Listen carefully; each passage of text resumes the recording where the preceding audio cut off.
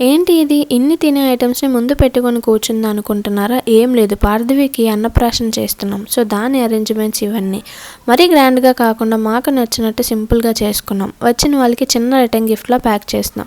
మేము హాల్లో డెకరేషన్ అవి చూసుకుంటే మా మమ్మీ ఏమో కిచెన్లో మనవరాల కోసం పిండి వంటలు లైక్ గారెలు, బూరెలు ఇంకా కొన్ని ఐటమ్స్ రెడీ చేస్తున్నారు. ఈ అన్నప్రాశన పాపకి 6th మంత్ 4th డేనే చేస్తున్నాం. ఎందుకంటే ఫుడ్ మీద చాలా బాగా ఇంట్రెస్ట్ చూపిస్తుంది and sowing all science of readiness.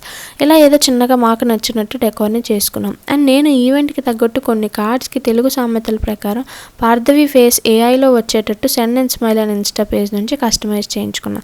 Cards అయితే భలే క్యూట్గా ఉన్నాయి. సో దానికి తగ్గట్టు రిలేటెడ్ తినే ఐటమ్స్ని కార్డ్స్ దగ్గర సెట్ చేసాం.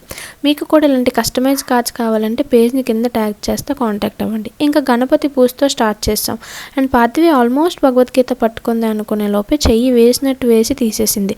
వీడియోలను బాగా ఎక్కువైపోయింది. సో పాప ఏం పట్టుకుందో నెక్స్ట్ వీడియోలో అప్లోడ్ చేస్తాం.